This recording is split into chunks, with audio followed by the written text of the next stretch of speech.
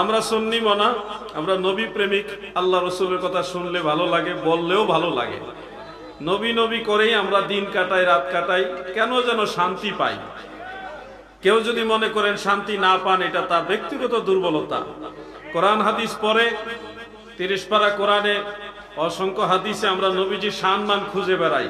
কোন আয়াতে আমার নবীর শানের কথা আছে, কোন হাদিসে আমার নবীজির শান-মানের কথা আছে। আমাদের দৃষ্টিভঙ্গি থাকে নবীজির ইজ্জতের কথা কোন জায়গায় আছে। আবার অনেকে দেখবেন নবীজি আমাদের মতোই মানুষ, নবীজির তেমন কোনো পাওয়ার নাই, নবীজি সাধারণ মানুষ। এই দলিলগুলি কোরআনেও খুঁজে, হাদিসেও খুঁজে। কোরআন হাদিস দুই না, কোরআন হাদিস একই, কিন্তু দৃষ্টিভঙ্গি দুই। আমাদের দৃষ্টিভঙ্গি কোরআন হাদিস থেকে নবীর শান-মান বের করব। আবার অনেকের দৃষ্টিভঙ্গি থাকবে নবীজি কোন জায়গায় বলছে আমি তোমাদের মতো মানুষ, ওটা খুঁজে বের করবে।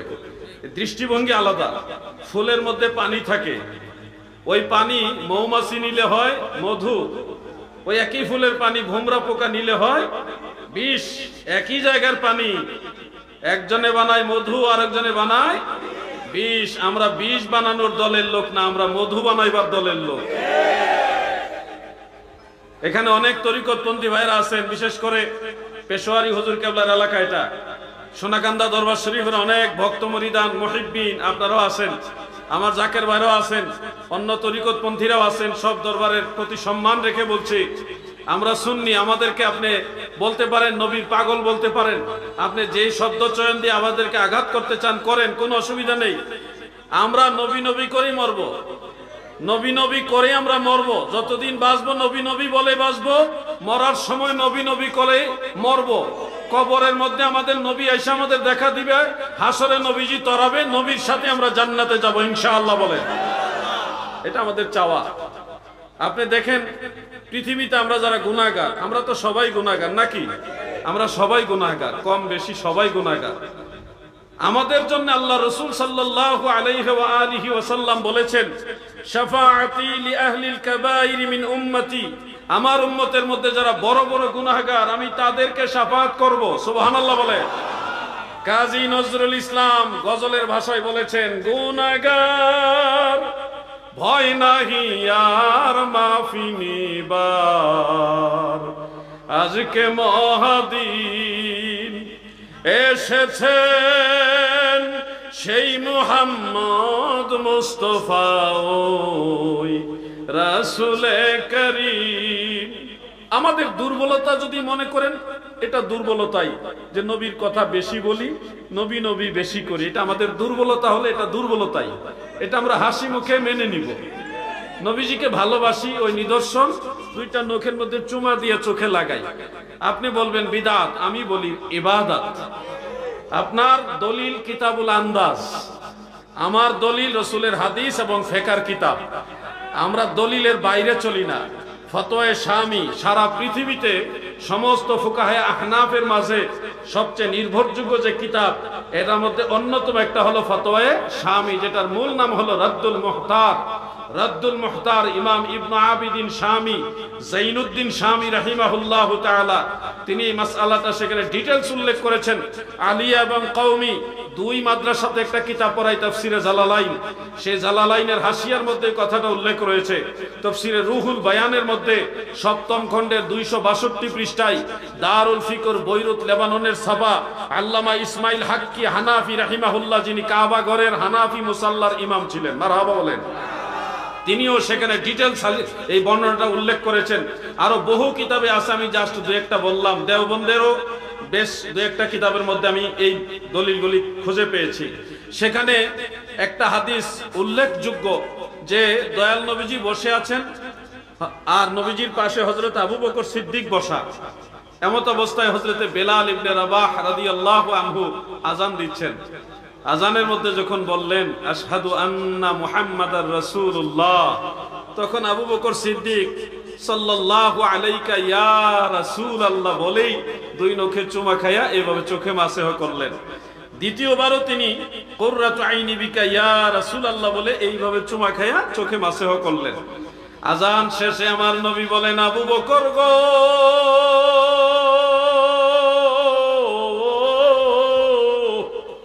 মান ফাআলা মিসলা মা ফাআলা খলিলি হাল্লাত আলাইহি শাফাআতি। আমার খলিল, আমার আপনজন আবু বকর, তুমি যেইভাবে আমল করলা, আমি নবীর নাম শুনে চুমা খাইয়া চোখের মধ্যে মাসেহ করলা, এই আমল যদি আমার অন্য উম্মতেরা কেউ করে গো, আমি রাসূলুল্লাহ জানায়ে গেলাম হাসর ময়দানে তাকে শাফাআত করা আমার জন্য বৈধ হবে।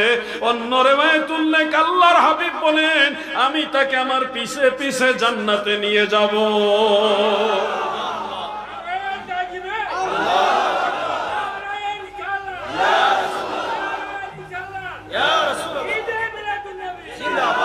আমরা এই হাদিসের উপর আমল করি। ফুকাহায়ে কেরাম এই হাদিসের উপরে নবীজির নাম শুনে চুম্বন করে এভাবে চোখে মাসাহ করাটাকে মুস্তাহাব বলেছেন। আমি বলে দিই, আপনি বললে মাহফিলের আকর্ষণটা নষ্ট হবে। ভাইজান, আপনারা এদিকে এসে যদি বসেন, আপনাদেরকে কষ্ট দিতে চাই না, কারণ অনেককে বসার কথা বললে ওনারা চলে যাবে। সামথিং ইজ বেটার দেন শামসুদ্দিনের বেটার করে নাতি। তো আমার মনে হয় ওনারা যদি দাঁড়ায় থাকতে স্বাচ্ছন্দ্য বোধ করেন সেটাই ভালো। বসলে ভালো, বসলে আমরা খুশি হই, পরিবেশটা আরো সুন্দর হবে। আর যদি মনে করেন না হুজুর আমরা দাঁড়াই রয়েছি, যে কোনো সময় আমরা চলে যাব, একটু শুনি, ব্যস্ততা থাকতেই পারে, আমার চাপ নাই। আমি তাহেরি সাহেবের মতো বলবো না যে বসেন বসেন, আমি বলবো যদি আপনার কোনো ধরনের আন্তরিকতার অভাব না থাকে তাহলে বসেন, অভাব থাকলে তো আর বসা যাবে না। আমার অনুরোধ রইল আর কি, সম্ভব হলে বসেন। দুরূদ শরীফ পড়ুন। আল্লাহুম্মা মাশাআল্লাহ।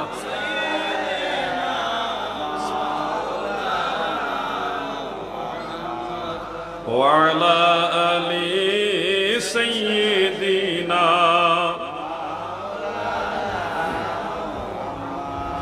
আমরা নবীজির নাম মোবারককে চুমা খাই। আমি দেখলাম আজকে ইরাক থেকে আসছি, দুপুরবেলা আসছি, গত রাত সারা রাত্র প্লেনের মধ্যে ঘুমাইবার ওরকম চান্স নাই, শরীর খুব টায়ার্ড।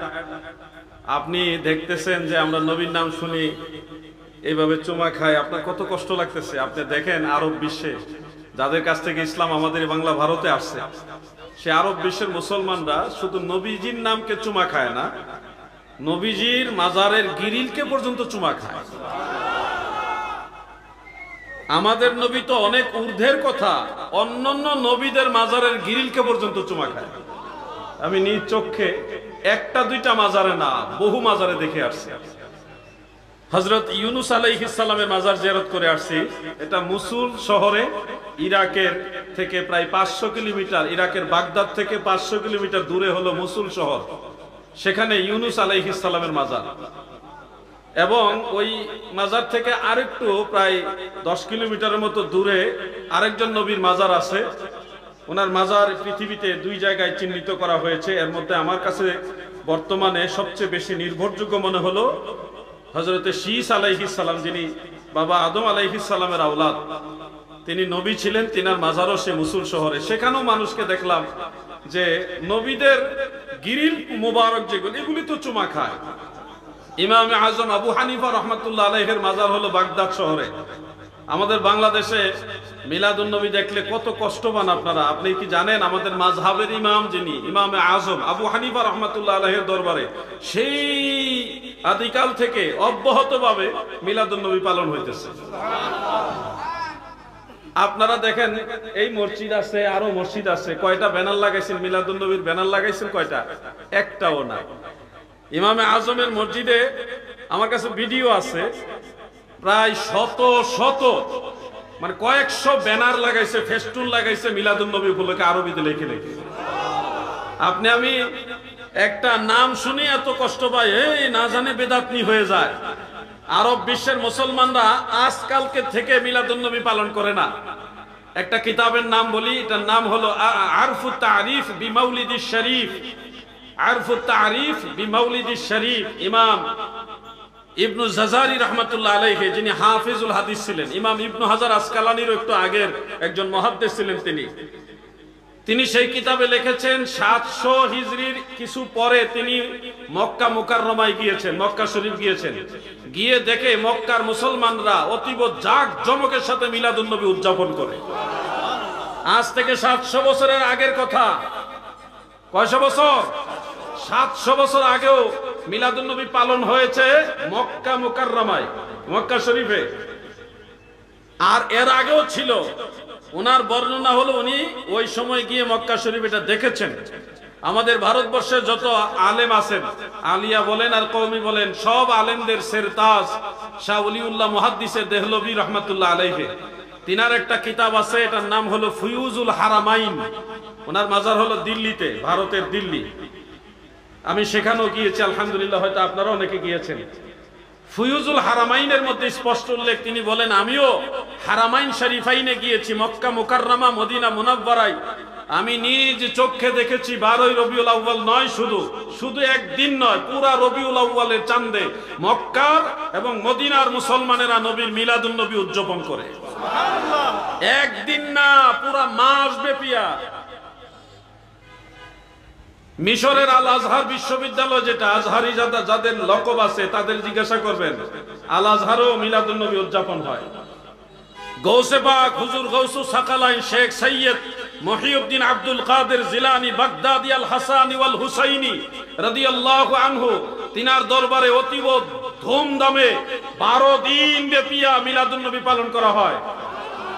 আমি 3 দিন পালন করে আসছি। রবিউল আউয়াল শরীফ প্রবেশ করার পরে 3 দিন বাগদাদ শরীফে গৌসে পাকের দরবার আমি মিলাদুন নবীর অনুষ্ঠানে নিজে উপস্থিত ছিলাম। সেখানে দফ বাজায়া নাতে রাসূল হয়, ঢোল না দফ বাজাইতেছে কয়েকজন, আর বাকি সবাই ওনারা যারা নাত শরীফ গাইতেছে, মিলাদুন নবীর গজল গাইতেছে আরবিতে, ওনারা বড় বড় আলেম, বাগদাদের বড় বড় আলেম ওনারা। সলিমউদ্দিনের ফলা কলিমউদ্দিন না, বড় বড় আলেমরা নাত শরীফ গাইতেছে, আরো কিছু আলেমরা দফ বাজাইতেছে। দফের সাইজ কত জানেন? এই বড় বড় সাইজ। এই দফ বাজাইতেছে আর নাতে রাসূল পাঠ করতেছে নবীর শানে। গৌসে পাকের দরবারের কথা আমি বললাম। এজন্য আমাদের দেশের ভাইয়েরা অনেকে মনে করে ইসলামটা মনে হয় উনি যেমনি বুঝে অমনি। ইসলাম আপনার বুঝে চলবে না। ইসলাম কোরআন সুন্নাহ ইজমা কিয়াস সলফে সালিহিন যেভাবে বুঝেছে ওইভাবে আপনাকে বুঝতে হবে। আমি আলোচনাটা এদিকে নিয়ে আসলাম কারণ মিলাদুন নবীর মাহফিল, মিলাদুন নবীর মাস এবং শানে রিসালাতের মাস, শানে রিসালাতের আলোচনা, এই সবগুলি ম্যাচিং করে আপনাদের সামনে এই কথাগুলি তুলে ধরছি। যুবক ভাইরা তোমরা শুনো, চতুর্দিকে ধোঁকা, এত পরিমাণে ধোঁকা যে ইবলিস শয়তান এত বড় মারাত্মক ডেঞ্জারাস এক চিজ, সে বাবা আদম আলাইহিস সালামকে গন্ধম খাওয়ানোর জন্য দরবেশের সুরত ধরছিল। এটা তো আপনাদের মুরব্বীদের অনেকে জানা থাকার কথা। এমনি এমনি কিন্তু বাবা আদম মা হাওয়া আলাইহিস সালাম তিনাদেরকে গন্ধম খাওয়ান নাই বা খাওয়ানোর জন্য চেষ্টা করেন নাই। সে বড় দরবেশের সুরত নিছে, বিশাল ঝাঁকারো দাড়ি, সাদা সাদা দাড়ি, বড় পাগড়ি নিয়া বলছে আমি তোমাদের বন্ধু, তোমাদের উপকার করতে চাই। কি উপকারটা করাইবো? গন্ধম খাওয়াইবো। এজন্য বলবো ধোঁকা চলছে, চতুর্দিকে ধোঁকা। বড় লেবাস দেখলেই আপনারা ধোঁকায় পড়ে যাবেন না, দেখবেন তার ভিতরে নবীর মোহাব্বত আছে কিনা। রাসূল করিম সাল্লাল্লাহু আলাইহি ওয়াসাল্লামের সুন্নাহ অনেকের মাঝেই থাকবে। খারিজিরাও নামাজ পড়ে, আপনিও নামাজ পড়েন, দুই নামাজ এক না। নামাজ সবাই পড়ে, কাদিয়ানীরাও নামাজ পড়ে। আমি দেখে আসছি ইরাকে শিয়া আছে, শিয়ারাও নামাজ পড়ে। তাদের নামাজ আমাদের নামাজ আবার বেশ কম আছে। তাদের নামাজ একরকম, আমাদের নামাজ আরেক রকম। তারা 3 ওয়াক্ত নামাজ পড়ে, 3 ওয়াক্তের ভিতরে 5 ওয়াক্ত পড়ে, আর আমরা 5 ওয়াক্ত পড়ি। তাদের নামাজের সিস্টেম একরকম, আমাদের নামাজের সিস্টেম আরেক রকম। শিয়াদের আজান একরকম, আমাদের আজান আরেক রকম। কিন্তু আমি বোঝাতে চাচ্ছি, শুধু নামাজ দেখলে মনে করবেন না যে এটাই ঠিক। নামাজ কাদিয়ানীরাও পড়ে, শিয়ারাও পড়ে, খারিজিরাও পড়ে, রাফিজিরাও পড়ে, মুতাজিলা, হারুরিয়া, জাহমিয়া, আরো যত বাতিল ফিরকা সবাই নামাজ পড়ে। একটা হাদিস শরীফ আপনাদের শোনাই, শুনলে আপনারা রীতিমতো টাসকি খেয়ে যাবেন, ভীত সন্ত্রস্ত হয়ে যাবেন, চিন্তিত হয়ে যাবেন। সেই হাদিস শরীফটা সহিহ হাদিস, আল মুস্তাদরাক আলা সাহিহাইনের মধ্যে উল্লেখ, সহিহ সনদ উল্লেখ। আমার প্রিয় নবীজির হাদিস, এটা মওকুফ ভাবেও আছে, মারফু ভাবেও আছে। হযরত আব্দুল্লাহ ইবনে আমর রাদিয়াল্লাহু আনহু তিনি বর্ণনা করেন, ইয়াতি আলান নাসে জামানুন, মানুষের মাঝে এমন এক জমানা আসবে, এমন এক জমানা মানুষের মাঝে আসবে, ইয়াজতামিউনা ফিল মাসাজিদ ওয়া লাইসা ফীহি মুমিন, সেই সময় মসজিদে ভরপুর মুসল্লি থাকবে কিন্তু একজনও ঈমানদার থাকবে না। বুঝতে পারছেন হাদিস শরীফটা কি বুঝতে পারছেন? তাহলে আপনারা বলেন কি বুঝলেন, আমাকে একটু বলেন।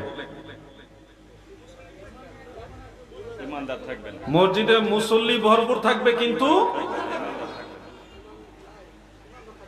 ঈমানদার থাকবে না, একজন ঈমানদার থাকবে না কিন্তু পুরা মসজিদ মুসল্লি থাকবে।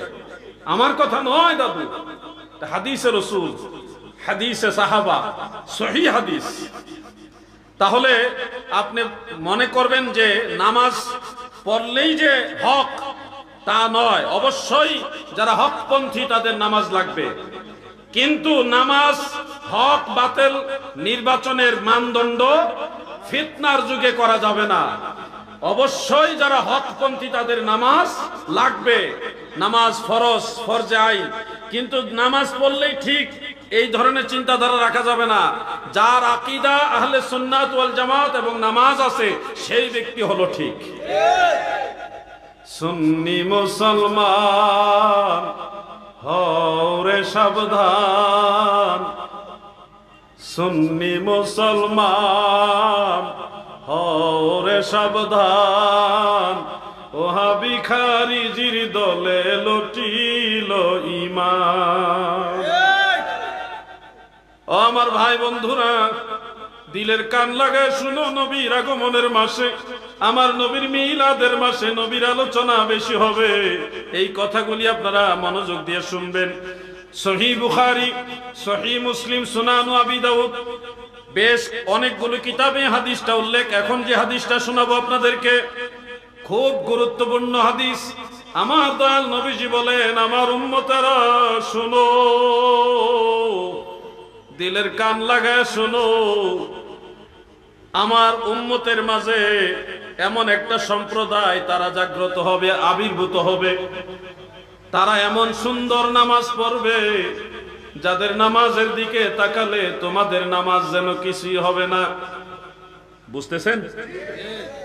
তারা এত সুন্দর নামাজ পড়বে, ওই নামাজের দিকে তাকালে মনে হবে আহারে আমার নামাজটা মনে হয় হয় নাই, আমি তো এত লম্বা নামাজ পড়তে পারতেছি না। এরকম একটা চিন্তা আপনার মনের ভিতরে ভাসবে। নবীজি বলেন তারা এত সুন্দরভাবে রোজা রাখবে যে রোজার দিকে তাকালে মনে হবে যে আমার রোজাটা মনে হয় নাই। তারা এত সুন্দর কোরআন তেলাওয়াত করবে, তাদের কোরআন তেলাওয়াত শুনলে মনে হবে আমার তেলাওয়াতটা মনে হয় নাই। লা সালাতুকুম ইলা সালাতিহিম ওয়ালা সিয়ামুকুম ইলা সিয়ামিহিম ওয়ালা কিরাতুকুম ইলা কিরাতিহিম।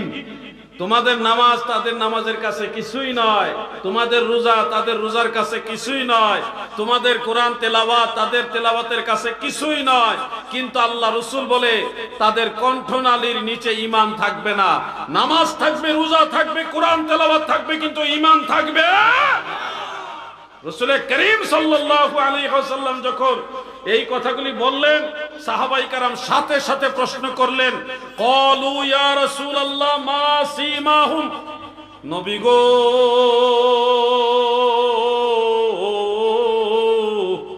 তাদেরকে চিনব কিভাবে গো নবী? তাদেরকে কি দেখলে চিনব, কোন আলামতে চিনব? আমি কি আলামতটা বলবো? আমি বানায় বলবো না, হাদিস থেকে, সহিহ বুখারী হাদিস, এটা মুসলিম শরীফ আছে, আবু দাউদ শরীফ আছে। যদি বলার পরে কারো উপরে গিয়ে পড়ে কেউ কি রাগ করবেন? হতেও তো পারে দেখা গেছে আপনার সাথে এটা মিলে গেছে। আল্লাহর ওয়াস্তে বলছি, আমার উপর রাগ না করে আল্লাহ রাসূলের হাদিসকে আপনি হৃদয়ে ধারণ করেন। সাহাবায়ে কেরাম প্রশ্ন করলেন, ইয়া রাসূলুল্লাহ তাদের চিনার আলামত কি? দয়াল নবীজি বললেন, ক্বালা তাহলিকু, তাদের চিনার আলামত হলো তারা ঘন ঘন মাথার চুল কামাবে। চুল কামাই না গুরু ফারকি, তো বিনা প্রয়োজনে চুল কামানো যাবে মাথায় যদি অতিরিক্ত উকুন হয়, কোনো প্রয়োজন হয়, তখন চুলটা কামাইতে পারবেন। হজের সময় চুল কামাইতে হবে, ওমরার সময় চুল কামাইতে হবে, কিন্তু এছাড়া অন্য কোনো সময় চুল কামানো যাবে। অন্য সময় যদি ঘন ঘন চুল কামায়, আল্লাহ রসুল বলছে তারা খারিজি। এখন আমার উপর রাগ করে কোনো লাভ নাই ভাই। আমি আর রসুলের হাদিস আপনি চাইলে আমি দেখাই দিব।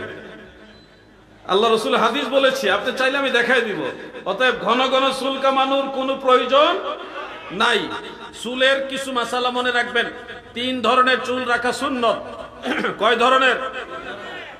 এক ধরনের হলো একটু ছোট ছোট করে রাখা, একটু ছোট ছোট করে রাখা। আরেকটা হলো কানের লতি পর্যন্ত রাখা। আরেকটা হলো কাঁধ শুয়ে শুয়ে যায় এরকম লম্বা রাখা। ওই যে আমার দাদু ভাই, আপনি একটু দাঁড়ান, মানুষকে শিখাইতে হবে। মানুষ জানে না, মানুষ লম্বা চুল রাখলে মনে করে ভণ্ড। এই যে চুলটা, এটা আল্লাহর হাবিবের সুন্নতি চুল। মারহাবা বলেন। বসেন দাদু। আর কাঁধ শুয়ে শুয়ে যায় এরকম চুল কি আছে কারো? এই যে আছে, একটা এইদিকে ঘুরেন। এই যে কাঁধ শুয়ে শুয়ে যায়, এই চুলটা হলো মদিনাওয়ালার সুন্নতি চুল। মারহাবা বলেন। আমাদের অনেক ভাইরা মনে করে লম্বা চুল মানে ভণ্ড, এরকম মনে করে কিনা ভাই? অথচ এই লম্বা চুলটাই হলো সুন্নত। আর উনরা যারা লম্বা চুলকে ভণ্ডামি চুল বলে, মাজার পূজারীদের চুল বলে, যারা এই কথাগুলি বলে, তাদের মধ্যে চুল কামাইন্না গ্রুপ বেশি। তো চুল কামাইন্নারা সুন্নি না লম্বা চুলওয়ালারা সুন্নি? লম্বা চুল যারা রাখে কানের লতি পর্যন্ত, কিংবা কাঁধ শুয়ে শুয়ে যায় এরকম লম্বা চুল যারা রাখে, অথবা ছোট ছোট করে রাখে, এই 3 গ্রুপের চুল যারা রাখে, 3 শ্রেণীর চুল যারা রাখে, এরা হলো অরিজিনাল সুন্নতের উপর আমল করেনেওয়ালা। আর যারা খারিজিদের আমলের সাথে ম্যাচিং করে ঘন ঘন বিনা কারণে চুল কামাইতেছে, তারা সেই সুন্নতের আমল করেনেওয়ালাদেরকে বেদাতি বলে, ভণ্ড বলে। কথা ঠিক কিনা বলে? সুরের মায়ের একেবারে ক্লিয়ার। আমি একটা কথা বানায় বলছি না। কেউ চাইলে আমি কিতাব থেকে খুলে খুলে দেখাই দিতে পারবো। আমাকে খোঁজা লাগবে না, আমি তোমার বাড়িতে চলে আসবো। দাওয়াত দেওয়া লাগবে না, খবর পাইলে হবে। আলাউদ্দিন জিহাদি মারাত্মক চিজ, খুঁজতে হবে না, চলে আসবো ইনশাল্লাহ আপনার বাড়িতে। বুঝানো হয় আমাকে বুঝাই দেন, তাহলে আপনি বুঝে নেন। আমরা ঝগড়া করতে রাজি না, আমরা জঙ্গি না, আমরা সন্ত্রাস না, আমরা ধৈর্যশীলদের অন্তর্ভুক্ত। আমরা যথেষ্ট চেষ্টা করি ধৈর্য ধারণ করার। আমরা চাইলে অনেক কিছু করতে পারি, কিন্তু ওইটার নাম ইসলাম না। ইসলাম ভালোবাসার নাম। ভালোবাসা দিয়ে বিশ্ব জয় করা যায়, ঠিক কিনা বলেন? আমি বাংলাদেশে যারা মাজারে সেজদা করে তাদের বিরোধিতা করেছি। সিংহের মতো গর্জন দিয়ে মাজার সেজদা যারা দেয় তাদের প্রতিবাদ করেছি। আলহামদুলিল্লাহ, অসংখ্য মানুষ এটা থেকে ফিরে আসছে। আমি বুঝাইয়া বুঝাইয়া মানুষকে বলছি মাজারে সেজদা দেওয়া যাবে না, কোন বিদাতি কাজ করা যাবে না। অনেক মাহফিলে বলেছি, যেগুলি অনলাইনে সোশ্যাল মিডিয়া তো আপনারা হয়তো অনেকে দেখেছেন। কিন্তু আমরা কোনো মাজারে গিয়ে আক্রমণ করি নাই। একটা লোক বুঝে না, সে মাদকাসক্ত, মাজারে গিয়ে বিভিন্ন ধরনের মাদক সেবন করছে, সে অবুঝ।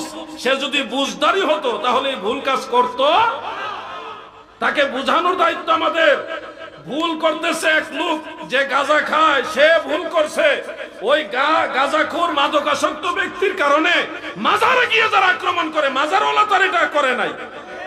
যে ভুল করছে তার বিচার না করে আল্লাহর ওলি মাজারে গিয়ে আক্রমণ করে যারা, তারা কখনো সঠিক ইসলামের লোক হতে পারে। আমরাও চাই মাজারের সেজদা বন্ধ হোক। চান কিনা বলেন? আওয়াজ দিয়ে বলেন, চান কিনা? আল্লাহ ছাড়া কাউকে সেজদা দেওয়া যাবে না। সেজদার একমাত্র মালিক আল্লাহ। আমরা সবাই একমত, কোন মাজারে আল্লাহ ছাড়া আর কাউকে সেজদা দেওয়া যাবে। আমরাও এটা একমত। আমরা সবাই মিলে ইসলামের সে সৌন্দর্য দিয়ে মানুষকে বোঝাবো যে এটা করা উচিত নয়, এটা ঠিক নয়। আমি আরবে, বিশেষ করে আলহামদুলিল্লাহ জর্ডানে গিয়েছি, ফিলিস্তিনে আমি গিয়েছি। যে সময় যুদ্ধ চলে ওই সময় আমি ফিলিস্তিনে ঢুকেছি। আমাদের 9 জনের একটা কাফেলা ফিলিস্তিনে, মসজিদুল আকসায় ইব্রাহিম আলাইহিস সালামের মাজার যেখানে, ওখানে আমি গিয়েছি। যেখানে যুদ্ধ চলতেছে হেব্রনে, সেখানে গিয়েছি। ঈসা আলাইহিস সালাম যেখানে জন্মগ্রহণ করেছেন সেখানে আমি গিয়েছি। ওখানে যুদ্ধ চলে। আমি বলছি মরলে ওখানেই মরবো, এমন জায়গা মরতে পারলেও লাভ। আল আকসায় যদি মরতেও পারি তাও তো নসিবের ব্যাপার, এটা চাইলেও তো ওখানে গিয়ে মৃত্যুবরণ করা যাবে না। আমি আলহামদুলিল্লাহ ওখানে গিয়ে দেখেছি কোন নবী রাসূলের মাজার আমি সেজদা করতে কাউকে দেখি নাই। ওনারা গিরিলে চুমা খায়, মোনাজাত করে, কোরআন তেলাওয়াত করে, বিভিন্ন দোয়া পাঠ করে, আমি দেখেছি।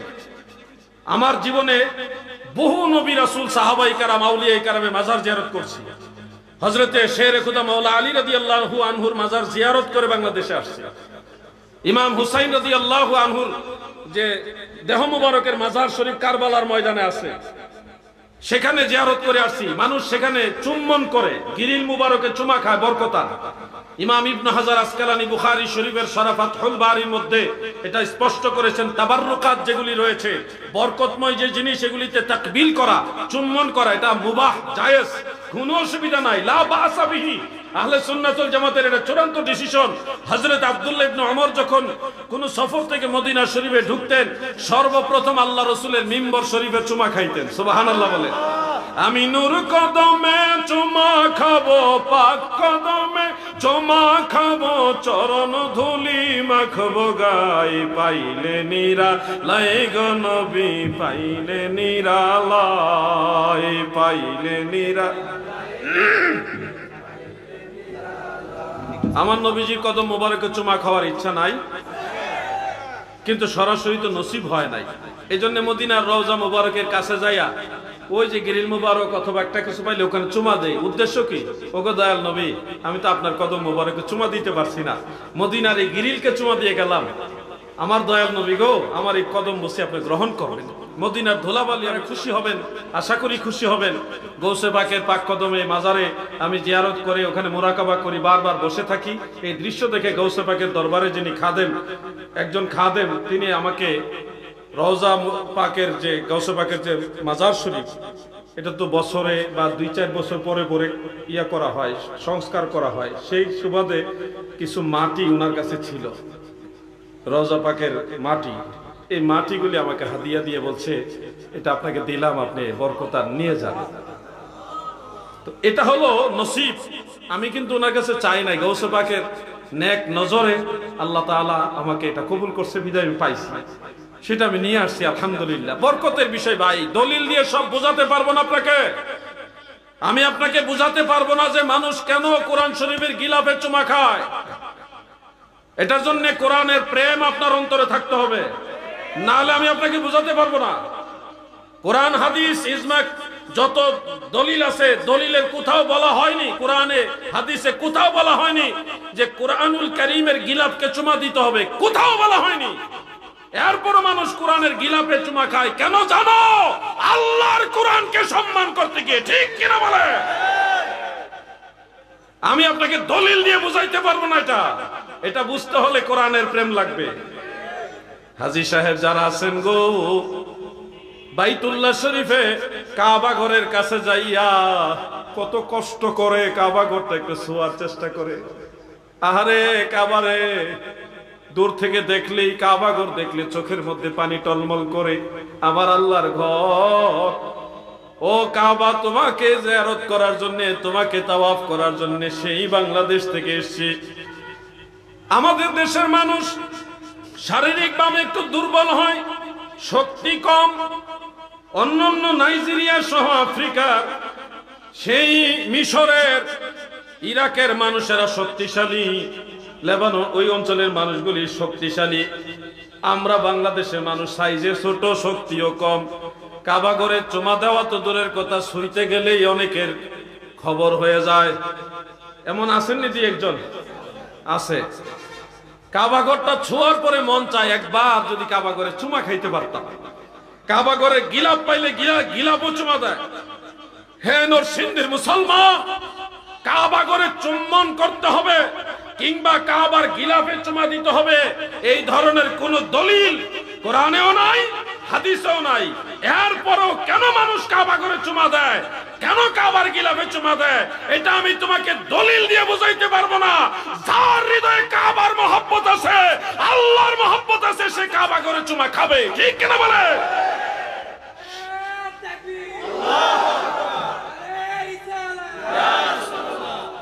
আমি সবকিছু আপনাকে দলিল দিয়ে বোঝাতে পারবো না। কিছু বিষয় প্রেম না থাকলে আপনি জীবনেও বুঝবেন না। আপনি দেখেন মিলাদুন নবীর দিনে ছোট্ট একটা বাচ্চা একটা সবুজ পতাকা নিয়ে রাস্তায় নেমে গেছে। মাকে বলতেছে, আম্মু আমাকে তাড়াতাড়ি গোসল করিয়ে দাও, সবুজ পাগড়ি পরিয়ে দাও। সবুজ পতাকা আগেই ম্যানেজ করে রাখছে, আমি কিন্তু জুলুসে যাব, আমাকে সবুজ পতাকা কিনে দিতে হবে। ছোট ছোট বাচ্চারা এরকম আবদার করে বাবাদের কাছে, মায়েদের কাছে। এই যে বাচ্চারা বা সুন্নি মনা যারা রাস্তায় নেমে গেছে সবুজ পতাকা নিয়ে, সবুজ কালারের সাথে এত প্রেম কেন? মদিনার সবুজ গম্বুজের নিচে মদিনাওয়ালা শুয়ে আছে। সেই গম্বুজের নিশানা আমাদের মাথায়, আমাদের পাগড়িতে, টুপিতে আমরা ব্যবহার করি। এছাড়া হাদিসেও আছে নবীজি সবুজ রং পছন্দ করতেন। এই জন্য সবুজ রং আমার নবী পছন্দ করছে, এই জন্য মাথায় টুপি লাগাইছি সবুজ, পতাকা লইলাম সবুজ, রাস্তায় বের হয়ে গেলাম। ভাইরে দলিল তো আছেই, কিন্তু এই যে রাস্তায় সবুজ পাগড়ি, সবুজ টুপি, সবুজ পতাকা নিয়ে এই যে মানুষগুলি বের হয়ে গেছে কেন, এটা তুমি সেই দিন বুঝবা যেদিন মদিনাওয়ালাকে মন থেকে ভালোবাসবা। আর আমরা বলি ভালো যদি বাসতে হয় নবীকে বাসো, মন যদি। আহা, কত রকমে মানুষকে ধোঁকা দেওয়া হয়, কত ভাবে মানুষকে ধোঁকা দেওয়া হয়। কি ওয়াজ করবো? আমাদের সাবজেক্ট হলো যে হাজার রোগ, এত রোগের ঔষধ দিতে গেলে একটা দিলে আরেকটা হয় না, আরেকটা দিলে আরেকটা হয় না। আমাদের কমপক্ষে 7-8 ঘন্টা যদি একসাথে ওয়াজ করা যায় তাহলে কিছু বলা যাবে, নাইলে 1-1.5 ঘন্টায় আমার দ্বারা সম্ভব হয় না। যার কারণে আমি কথা শর্ট করতে হয়। আমি আপনাদেরকে বলবো কত ভাবে মানুষকে ধোঁকা দেওয়া হয়। আজকে না, গতকাল আমি সোশ্যাল মিডিয়ার সুবাদে একটা বক্তব্য শুনলাম। একজন আলেম ভাই, উনি আলেম, ভিন্ন ঘরানার হোক কিন্তু আলেম, সেই হিসাবে আমি সম্মান দিয়ে বলছি। তিনি একটা মিসগাইড করছে মানুষকে এইভাবে যে রাসূল করিম সাল্লাল্লাহু আলাইহি ওয়াসাল্লাম রবিউল আউয়ালের 12 তারিখে জন্মগ্রহণ করছে। এই হাদিসটা খুবই দুর্বল এবং মুনকাতে, মানে এটা দলিল হওয়ার উপযুক্ত হাদিস না, এইভাবে উনি এটা উপস্থাপন করলেন। এবং তিনি হাদিসের সনদ পড়লেন, মতনটাও পড়লেন। মানুষকে কত কৌশলে ধোঁকা দিচ্ছেন। আপনারা তো আর সনদ মতন বুঝেন না, আসমাউর রিজাল বুঝেন না, সেকা গায়রে সেকা, সাদুক আর কাজ্জাব এগুলি আপনারা বুঝেন না। আপনারা বুঝেন উনি আরবি বলছে, কিতাবের কথা কইছে, উনি কোরআনের হাদিসের রেফারেন্স দিছে, বাস এটুকু শুনলে আপনারা মনে করেন উনি ঠিক। আসলে এই ঠিকের ভিতর অনেক ধোঁকা থাকে, যেটা অন্য আলেমরা বুঝে, সাধারণ আওয়াম যারা তারা বুঝে না। আমি আজকে বলে দিচ্ছি যে হাদিস 12ই রবিউল আউয়ালে রাসূল করিম সাল্লাল্লাহু আলাইহি ওয়াসাল্লামের বেলাদাত শরীফের ব্যাপারে বর্ণিত হয়েছে। দুইজন সাহাবী এটা বর্ণনা করেছেন, হযরত আব্দুল্লাহ ইবনে আব্বাস এবং হযরত জাবির ইবনে আব্দুল্লাহ রাদিয়াল্লাহু আনহুমা। এই দুইজন সাহাবী তিনারা বর্ণনা করেছেন যে উলিদা রাসূলুল্লাহ সাল্লাল্লাহু আলাইহি ওয়াসাল্লাম ফি শাহরে রবিউল আউয়াল, আল্লাহর হাবিব রবিউল আউয়াল মাসে জন্মগ্রহণ করেছেন। সানি আশারা মিন শাহরে রবিউল আউয়াল, 12ই রবিউল আউয়াল আল্লাহর হাবিবের বেলাদাত, শুভ আগমন, জন্ম মুবারক হয়েছে। এই হাদিসের সনদ সহিহ, মুত্তাসিল, মুনকাতি নয়, দুর্বল নয়, শক্তিশালী হাদিস। কেউ যদি আসমাউর রিজালের আলোকে এটা বুঝতে চায়, আমি তাকে পাই করে বুঝিয়ে দেব ইনশাআল্লাহ। খুব কৌশল করে আমার ওই ভাই একজন রাবীর নাম বাদ দিয়ে চলে গেছে। আসলে এটার একটা হাকিকত আমি খুঁজে পাইছি। আল বেদায়া ওয়ান নিহায়া, হাফিজ ইবনে কাসির রাহমাতুল্লাহ আলাইহির কিতাব। এই কিতাবটা সম্ভবত উনি পড়ছেন। এটা তো মূলত সরাসরি হাদিসের কিতাব না।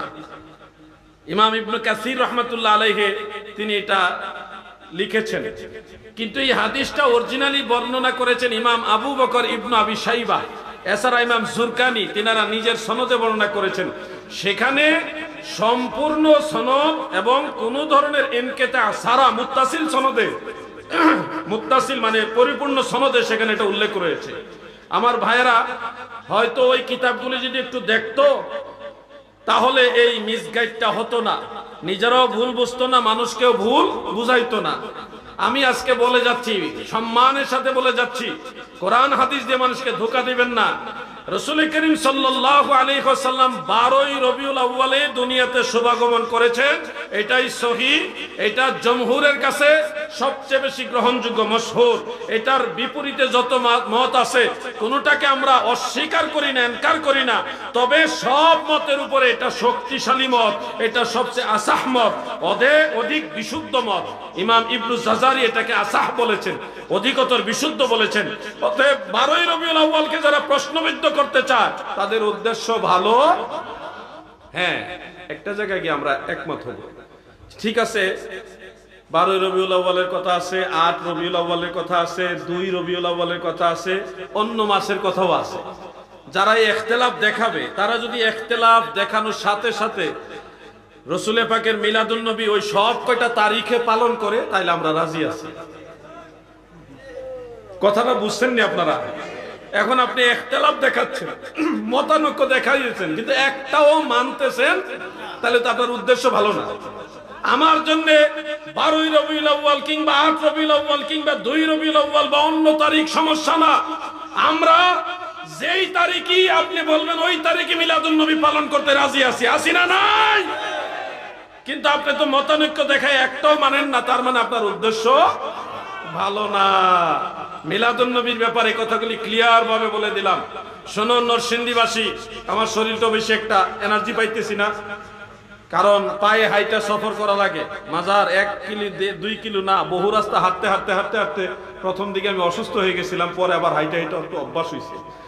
তো আলহামদুলিল্লাহ, তারপর আমি লম্বা আলোচনা দিয়ে আপনাদের কষ্ট দিব না।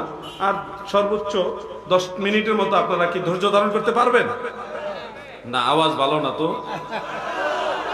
পাওয়ার আছে? নারায়ে তাকবীর, আওয়াজ তো আরো বাড়ার কথা। নারায়ে তাকবীর, নারায়ে রিসালাত, আহলে সুন্নাত ওয়াল জামাত। এই 3টা স্লোগান আমাদের সবার। এরপরে নারায়ে গাউসিয়া বা অন্যান্য স্লোগান যেগুলি আছে ওগুলিও দিবেন, কিন্তু মেইন স্লোগান আমাদের 3টা।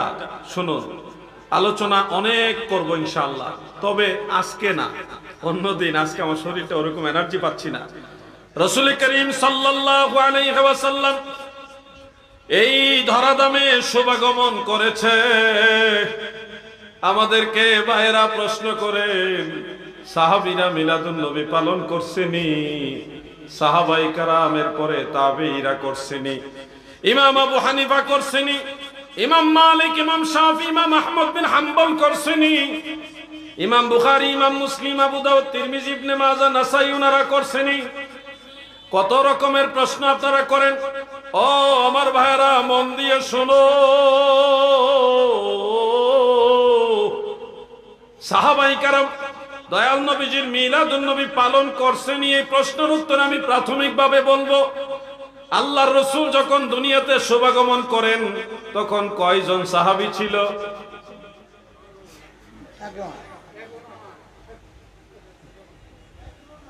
একজনও ছিল, কারণ তখন তো ইসলাম ধর্মই প্রকাশ হয়নি।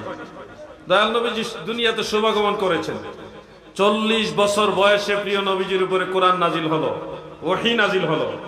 কিন্তু নবীজি নবী ছিলেন আগের থেকেই, সব নবীদের আগের থেকেই আমার দয়াল নবীজি নবী ছিলেন। আকীদা ঠিক রাখবেন, 40 বছর বয়সে নবীজি নবী হয়েছেন, এটা সুন্নিদের আকীদা নয়, এটা খারিজিদের আকীদা। আহলে সুন্নাত ওয়াল জামাতের আকীদা নবীজি আদম নবীর আগের থেকে নবী।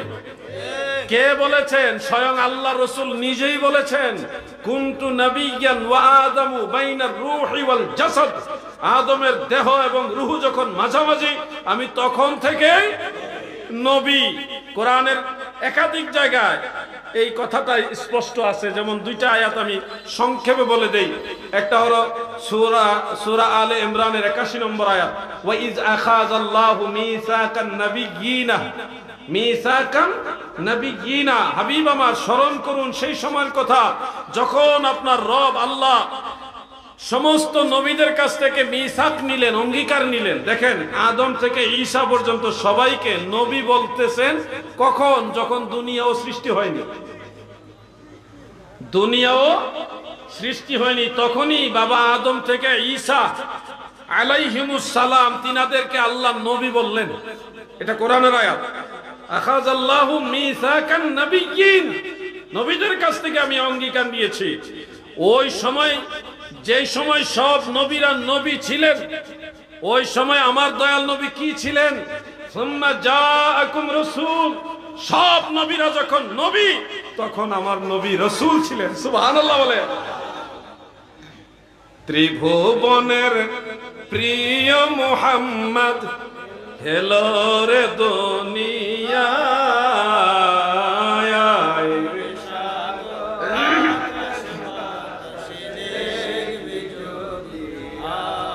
আয় আয় রে সাগর আকাশ বাতাস। হযরত ঈসা আলাইহিস সালামের কথা নিশ্চয়ই আপনারা শুনেছেন। ঈসা আলাইহিস সালামের দাওয়াতের একটা মূল পয়েন্ট ছিল আমার দয়াল নবীজি দুনিয়াতে আসবে, এই দাওয়াতটা দেওয়া।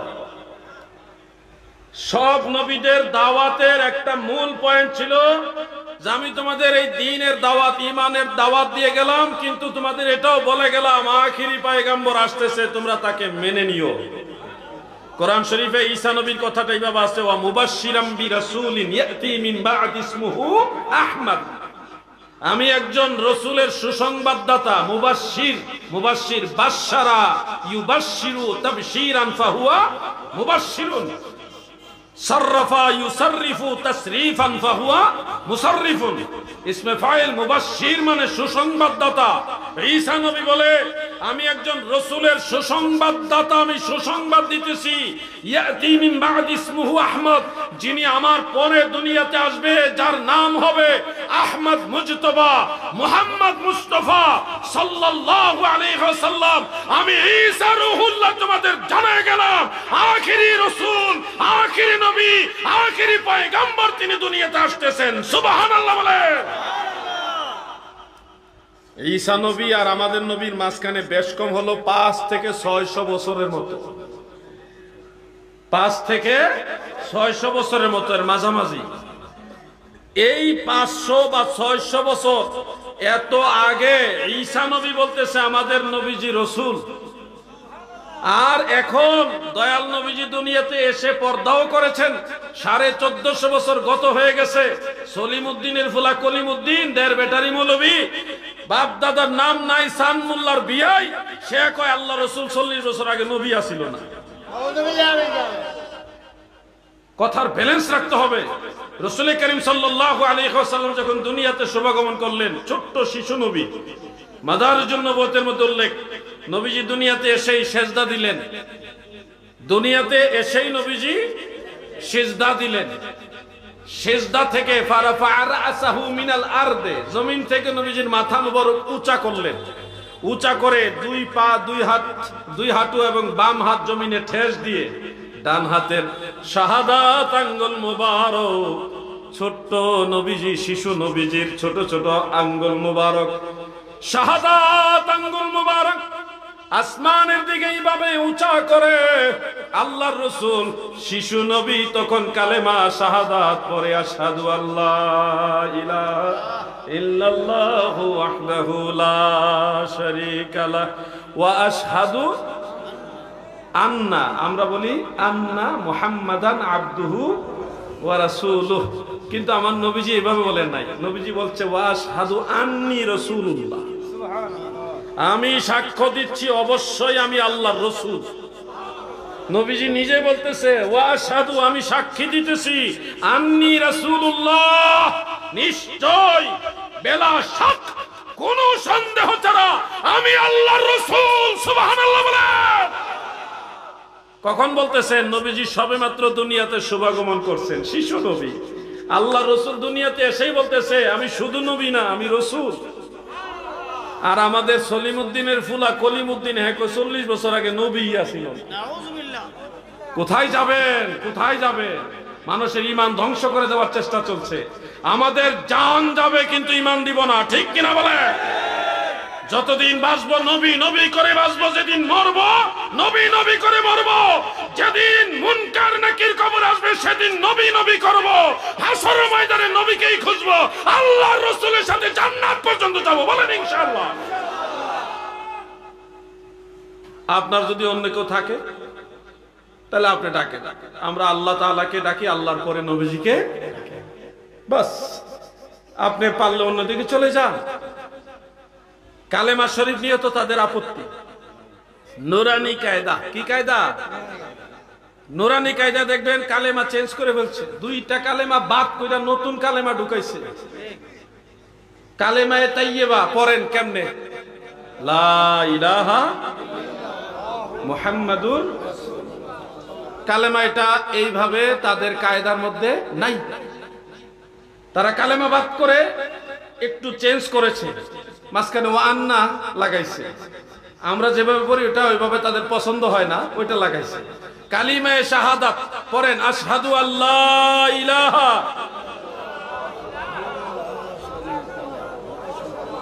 মুহাম্মাদান ওয়াহদাহু লা শারীকা লাহু, আছে না নাই? তারা এই অংশটা বাদ করে দিছে। নবীর কালেমা বাদ করে দেয়, আর তাদের কাছে কি আপনি ইসলাম খুঁজেন? নবীর কালেমা বাদ করে দিয়েছে তারা, আর তাদের কাছে কি আপনি বলতেছেন ওরে বাবা শেখুল হাদিস, সাইকেল হাদিস? আপনি কল্পনা করতে পারবেন না এরা কি করেছে। আপনারা তো ওই জগতে নাই, আমাদের ইয়াং জেনারেশন ওই সাইডে নাই। এরা লম্বা দাড়ি আর জুব্বা আর শুদ্ধ ভাষা, শুদ্ধ বাংলার যদি শুনতে পারে অনেক বড় শায়েখ, শায়েখ বলেছে। এরা আল্লাহ রাসূলের হাদিস অমান্য করতে রাজি, কিন্তু শায়েখের কথা অমান্য করতে পারবে না। কি মারাত্মক পর্যায়ে গেছে। আর আমরা সুন্নিরা বলি 7 রাজার ধন ছেড়ে দেব, আকাশ চুম্বি স্বর্ণের পাহাড় দিলে তাও ছেড়ে দিব, কিন্তু আল্লাহ রাসূলের কদম মুবারক ছাড়বো না। ঠিক কিনা বলেন? এটা হলো সুন্নিদের ঈমান। প্রিয় ভাই আমার, খুব মনোযোগ দিয়ে শুনবেন। আমরা সুন্নিরা খাই, বিরিয়ানি খাই, খিচুড়ি খাই, জিলাপি খাই, খেজুর খাই, আর অনেক কিছু খাই, খাই না? শুধু খাই না, খাওয়াইও, খাইও খাওয়াইও, কত কিছু খাওয়াই। তারা খাওয়ায়ও না, সারা বছর চামড়া ফেতরা খায়, কালেকশন করে খায়, আর ফতোয়া দেয় আমরা জিলাপি, জিলাপি খুব। কি বলে কিনা ভাই? কেন বলবেন? আমরা কি একলা খাই? জিলাপি খাওয়া কি বিদাত না শিরিক না হারাম না কি? জিলাপি খাওয়া বিদাত? জিলাপি খাওয়া বিদাত হলো যারা ডায়াবেটিস রোগী তারার লাগে। এটা একটা মজা করলাম আর কি। জিলাপি খায় না, পছন্দ করে না তারা, যাদের ডায়াবেটিস আছে। আপনারা কি সবার ডায়াবেটিস? আরে মিলাদ শরীফের জিলাপি মানুষ ডায়াবেটিস থাকলেও তাবারুক মনে করে খেয়ে ফেলে। রাসূলের মিলাদের তাবারুক খাবো, এটার উসিলা আল্লাহ আমাকে মাফ করে দিতে পারে। ঠিক কিনা বলেন? এরকম বহু প্রেমিক আছে। আমরা জিলাপি খাই, এটা হালাল জিনিস, হালাল জিনিস, কিন্তু আপনারা এই হালালের বিরোধিতা করতে করতে গিয়া বিসি খাওয়া জায়েজ বানাইছে।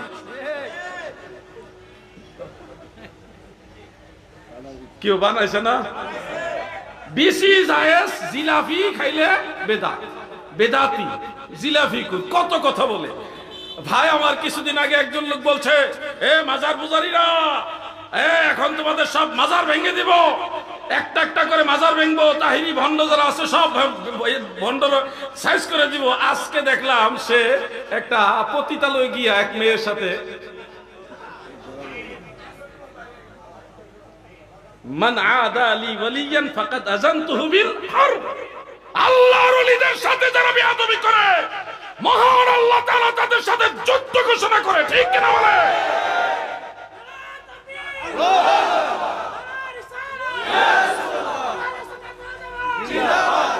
মাজার ভেঙ্গে যাচ্ছিল অ্যাক্সিডেন্ট করে 6 জন জাহান্নামে চলে গেছে। নগদ ঘটনা এগুলি, আপনারা জানেন। আল্লাহর ওলিরা, ওনারা আল্লাহর ওলি মানে আল্লাহর বন্ধু। আমার যদ্দুর মায়া আছে আল্লাহর ওলির জন্য, আমার আল্লাহর আরো বেশি মায়া। আপনার কাছে দেখেন, আমি একটা উদাহরণ দেই। হাজী সাহেব, হাজী সাহেব না আপনি নাকি? ধরে আমার হাজী সাহেব আছেন, আমার ওই যুবক ভাই আছে, কেউ এসে হঠাৎ করে আমাকে একটা ঘুষি মারল, তখন উনার যদ্দুর মায়া লাগবো, ওনার কি কম মায়া লাগবো না বেশি লাগবে? কারণ উনি আমার ভালোবাসে, বেশি ভালোবাসে ওনার চেয়ে, ওনারও ভালো মায়া লাগবে। দেখেন আমার উপমাটা হলো যে আল্লাহর ওলির মাজারে আঘাত করলে আমার কষ্ট লাগে, আমি হইলাম ওনার মতো। আর আল্লাহর ওলি, আল্লাহর বন্ধু তার কবরে মাজারে আঘাত করলে আমার আল্লাহর বেমেসাল মায়া লাগে, বেমেসাল আল্লাহ তাআলার গুসা প্রজ্বলিত হয়। এই জন্য আপনাদের বলবো, ওলি আল্লাহদের মাজারের বিরুদ্ধে কেন? যারা গাঁজা খায় তাদেরকে বুঝান, যারা মাজারে সেজদা দেয় তাদেরকে প্রতিরোধ করেন, যারা মাজারে নারী পুরুষ একসাথে গান বাজনা করে তাদেরকে প্রতিরোধ করেন। আমরাও আপনাদের সাথে আছি, ঠিক কিনা বলেন? কিন্তু যে আল্লাহর ওলি মানুষকে দ্বীন শিখিয়ে গেছে, মানুষকে ধর্ম শিখিয়ে গেছে, সেই আল্লাহর ওলির মাজারে আঘাত করে, এটা কোন ধরনের শিক্ষা? এটা তো ইসলামের শিক্ষা হতে পারে? মন্দির পাহারা দেয় রাজনীতির স্বার্থে, ক্ষমতা যাওয়ার জন্য মন্দির পাহারা দেয়, ভোটের জন্য। কিসের জন্য? ভোটের জন্য মন্দির পাহারা দেয়। আর মাজার ভাঙ্গে, মাজারে বলে শিরিক হয়, মাজারে শিরিক হয় জন্য মাজার ভাঙ্গে। তাহলে মন্দিরে কি ইবাদত হয়? মাজারে শিরিক হয় জন্য মাজার ভাঙ্গে বলতে হবে, তাহলে মন্দিরে কি ইবাদত হয়? আসল বিষয়টা হলো ভোট। আমারে ভোট দেন, আমি নেতা হব। শোনো, ক্ষমতা দেওয়ার মালিক আল্লাহ। যারা আল্লাহর ওলিদের সাথে বেয়াদবি করেছে, কঠিন কালেও তারা সম্মানের মাসনদে বসতে পারবে না। মনে রাখো কথাটা, একেবারে খোলাখুলি বলে দিলাম। যারা আল্লাহর ওলিদের সাথে বেয়াদবি করতেছেন, কোনদিন আল্লাহ আপনাদেরকে সম্মানের মাসনদে বসাবে। এই জন্য বলছি, আমরা ধৈর্য ধারণ করছি। আগামী 11 তারিখে ঢাকার গুলিস্তানে গোলাপ শাহ রহমতুল্লাহ আলাইহির মাজার ভাঙ্গার ঘোষণা দিয়েছে একটা গ্রুপ। তারা আসবে মাজার ভাঙতে। আর বাংলাদেশে আহলে সুন্নাত ওয়াল জামাতের যে বৃহত্তর ঐক্য হয়েছে, সমস্ত সুন্নিরা আমরা একমত হয়েছে, আমরা 11 তারিখে সারা দিন হযরতে গোলাপ শাহ রহমতুল্লাহ আলাইহির মাজার জিয়ারত করব। তারা আসবে ভাঙতে, আমরা যাব জিয়ারত করতে। উদ্দেশ্য আমাদেরটা ভালো না খারাপ? যারা ভাঙতে আসবে তাদের উদ্দেশ্য কি? খারাপ। তাহলে খারাপের সাথে থাকবেন না ভালোর সাথে থাকবেন? আমরা চাই ভণ্ডামি দূর হোক, কিন্তু আল্লাহর ওলি তো দোষ করে নাই রে ভাই। তোমার বাবার কথাই তুমি চিন্তা করো, যদি বাবা বেঁচে থাকে তোমার দাদার কথা চিন্তা করো। যে তোমার দাদা মারা গেছে, কবরের মধ্যে কেউ যদি আইসা তোমার সামনে একটা বাড়ি মারে, আঘাত করে, তোমার কেমন লাগবে? আমি যুবক ভাইদের জিজ্ঞাসা করছি, বলেন না, আপনার দাদা মারা গেছে, ধরে নিলেন, বুঝানোর জন্য বলছে, আপনার দাদার কবরে কে এসে ভাঙলো না, জাস্ট একটা লাঠি দিয়ে এইভাবে আঘাত করলো, বাড়ি মারলো। বলেন যুবক ভাইরা, আপনার দাদার কবরে কেউ যদি আঘাত করে কেমন লাগবে আপনার? তোমার বাবা, তোমার দাদার কবরে কেউ যদি আঘাত করে তোমার যদি কষ্ট লাগে, আল্লাহর ওলিদের রুহানি আওলাদ আমরা, আল্লাহর ওলিদের মাজারে কেউ যদি আঘাত করে তখন ঈমানের তাকিদে আমাদেরও কষ্ট লাগে, ঠিক কিনা বলেন? ভুল যারা করেছে তাদের সংশোধন করাতে হবে, কিন্তু আল্লাহর ওলির মাজারের উপর আক্রমণ করে না। আমি জোরে কথা বললে অনেকে আবার রাগ করে যে এত জোরে কথা বলেন কেন। আসলে বিষয়টা চিন্তার বিষয়ও। আমাকে একজন এডিশনাল এসপি উনি কি বলছিলেন, জিহাদি হুজুর আমি আপনার আলোচনা নিয়মিত শুনি, কিন্তু আপনি এত জোরে কথা বলেন কেন? আস্তে আস্তে বললো, তো বুঝি আমাদের তো কথাটা দরকার। তা আমি বললাম, ঠিকই বলছেন, আসলেও আমি অনেক চেষ্টা করি আস্তে কথা বলতে, কিন্তু পারি না। যে তুই কান্দস কেন? আমি কান্দি না, আমার চেহারা এরকম। আল্লাহ কত রকমের মানুষ বানাইছে না। ওয়াল্লাহি আমি আল্লাহর কসম করে বলতেছি, আমি ইচ্ছা করে জোরে কথা বলি না। আমার যে কখন জজবা এসে যায় এটা আমি বুঝি না। আমার হয়তো এটা আউট অফ কন্ট্রোল। এটা জজবা, এটা প্রেম, এটা আপনি আইব হিসেবে, দোষ হিসেবে নেবেন না। এটা আমার আল্লাহ, আমার দয়াল নবী কিংবা ওলিয়া উলিয়া তিনাদের মহব্বতের যখন জজবা এসে যায় তখন একটু ভলিউম বেড়ে যায়। এটা কাউকে অ্যাটাকমূলক না, কাউকে আঘাত করার জন্য, এটা জজবা, এটা প্রেম। এটা কি আপনারা কি মানে আইব মনে করেন নাকি? দোষ মনে করবেন না। আজকে এয়ারপোর্টে, চট্টগ্রামে এয়ারপোর্টে এসে যখন আমি ল্যান্ড করলাম, বাংলাদেশ বিমানের একজন ভালো অফিসার, বড় অফিসার, নাম বলবো না, বললে আবার চিনে ফেলবেন, একটু বলি সোনাকান্দা দরবার শরীফের উনি খুব ভক্ত। আমাকে দেখে কি করবে, বুকে জড়ায় ধরবে না কি করবে, মানে উনি এক ধরনের একটা বেফানার মতো হয়ে গেছে। আমি পরে টান দিয়ে ওনাকে বুকে জড়ায় ধরলাম এবং উনি কি করবো হুজুর কি করবো, মানে এক ধরনের একটা অস্থির হয়ে গেছে। আলহামদুলিল্লাহ, মানুষ যে কত ভালোবাসে। বলে হুজুর আমি আপনার একজন নিয়মিত দর্শক, আমি সবসময় আপনার আলোচনা শুনি, আপনার কাছে যে মেসেজগুলি পাই আমার কাছে মনে হয় মেসেজগুলি সঠিক, আমার বিবেকে বলে এটা সঠিক। যদি আপনি জোরে কথা বলেন, কিন্তু জোরে এটা প্রেমের কারণে বলেন, ওটাও আমরা বুঝি, কিন্তু আপনার কথাগুলি আমাদের কাছে লজিক্যাল মনে হয়, কোরআন হাদিসের অনুগামী মনে হয়। উনি অনেকে আমাকে কফি খাওয়াইলেন, কি খাবো, দোকানে জোর করে নিয়ে গেছে। আমার লাগেজ স্ক্যানিং করতে হবে না, নিয়ম তো এটা, রাষ্ট্রীয় আইন। আমি বলতেছি আমার লাগেজটা স্ক্যানিং করবো, না আপনার লাগেজ স্ক্যানিং করা লাগবে না, আমি নিয়ে যাবো, আসেন। লাগেজ আমার আর কি লাগেজ, কাপড় চোপড় আনছি, আর গৌসে পাকের দরবারের একটা গিলাপ আছে, রওজা পাকের মাজার শরীফের উপরে যে গিলাপ, এটা অন্য অন্য গতানুগতিক গিলাপ না, স্পেশালি একটা গিলাপ যেটা দীর্ঘ কয়েক বছর একটা না গৌসে পাকের মাজারে ছিল। গিলাপ মোবারকটা আমাকে হাদিয়া হিসেবে দিয়েছেন, এটা লাগেজে আছে। আর কিছু শেরে খোদা মাওলা আলী রাদিয়াল্লাহু আনহুর দরবারের কিছু আংটি আমি নিয়ে আসছি, ওই যে একটা এখানে একটা আছে, কিছু আংটি নিয়ে আসছি বরকতা, মাওলা আলীর দরবারের একটা নিদর্শন। কারবালার ময়দানে কিছু মাটি নিয়ে আসছি। আমাদের কাজ পাগলামি করা রে ভাই, এই পাগলামি তুমি বুঝবা না। তুমি বিদেশ যাইয়া খুঁজবা গোল্ড আনা যায় কিনা, তুমি বিদেশ গিয়ে ডায়মন্ড আনার জন্য ধান্দা করবা, অলংকার আনার জন্য, বহুত কিছু কসমেটিক্স আনার জন্য ধান্দা করবা। আমাদের ধান্দা হলো কোন জায়গায় গিয়ে আল্লাহর রসুল, আল্লাহর নবী, আল্লাহর ওলিদের কদম মুবারকে ধুলাবালি নিয়ে আসতে পারি, এগুলি নিয়ে যদি মরতেও পারি, হয়তো আল্লাহ এই উসিলা আমাদের মাফ করে দিবেন। এগুলি হলো আমাদের ধান্দা। আপনি খারাপ নজরে দেখলেও দেখতে পারেন। হযরত আমির মুআবিয়া রাদিয়াল্লাহু আনহু ইন্তেকালের আগে তিনি ওসিয়ত করলেন যে আমার কাছে দয়াল নবীজির কিছু নখ মুবারক আছে, নবীজির নখ মুবারক কেটে দেওয়ার দায়িত্বটা ছিল ওনার, যে আমার কাছে দয়াল নবীজির কিছু নখ মুবারক আছে আর নবীজির চুল মুবারক কিছু আমার কাছে আছে। আমি মারা গেলে আমার কবরে আমার বুকের উপরে দয়াল নবীজির সেই নখ মুবারক, চুল মুবারক গুলি রেখে দিও, আমি এগুলো নিয়ে কিয়ামত পর্যন্ত ঘুমাতে চাই। এটা প্রেমের ব্যাপার ভাই, আমি বুঝাতে পারবো না। তুমি যতদিন নবীজির মহব্বত না বুঝবা ততদিন আমি তোমাকে বুঝাতে পারবো না ভাই। আমার হুজুর কেবলা যান খাজা বাবা ফরিদপুরি, তিনি একটা গজল বলতেন। আমি জানি না এখানে জাকের ভাইরা আছে কিনা, আছেন। হুজুর কেবলা জানের পাক জবানের গজল এটা, প্রেম যদি করবি রে মন, প্রেম যদি শিখবি রে মন, সব ছেড়ে চল মদিনায়, যেই দেশে মোর নবীজি ঘুমায়।